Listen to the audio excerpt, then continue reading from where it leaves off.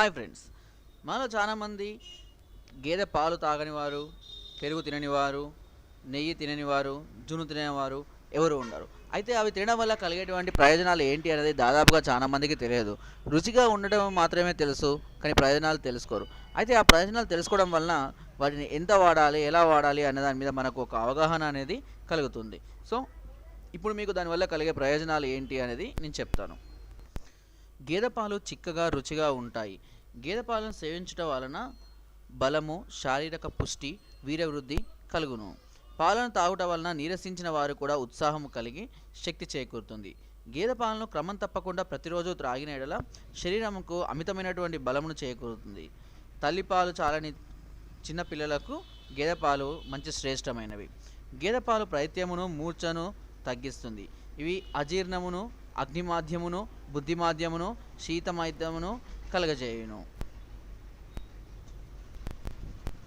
గేదె పెరుగు జిగటగా, జిడ్డుగా, రుచిగా ఉంటుంది. దీని పెరుగును వెన్న తీయడానికి కూడా ఉపయోగిస్తారు. గేదె పెరుగు దేహ పుష్టిని, వీర్య పుష్టిని, మేధస్సును కలగచేస్తుంది. కాపర్ల రోగమును నశింపచేస్తుంది.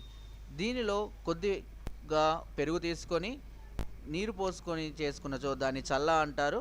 ఆ మజ్జిగను మనం రోజు తాగినచో వేడి శరీరము కూడా చలవ చేస్తుంది.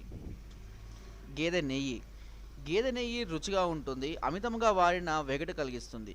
ఇది ఆకలిని తగ్గించును, శరీరక బలమును, పుష్టిని కలిగి ఉండును, చలువ చేయును, మూలవ్యాధిని, పాండురోగములను, పైత్యమును అణిచివేయును.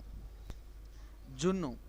ఆవు లేదా గేదె ప్రసవానంతరము 3 నుండి 4 రోజుల పాటు వచ్చే పాలను కాచి పంచదారతో కలిపిన మిశ్రమంనే మనము జున్ను అంటాము. ఇది చాలా మంది తినడానికి ఇష్టపడుతూ ఉంటారు.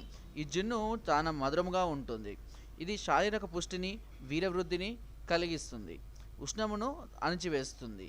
రక్తవృద్ధిని పెంపొందిస్తుంది. హృదయమును, గొంతుకు మేలు కలిగజేస్తుంది. ఇవి దీనివల్ల కలిగేటువంటి ప్రయోజనాలు. నా వీడియో కనుక మీకు నచ్చినట్లయితే ఒక లైక్, ఒక షేర్ చేయండి. మరిన్ని వీడియోస్ కోసం సబ్స్క్రైబ్ చేయడం మాత్రం మర్చిపోకండి. Thank you.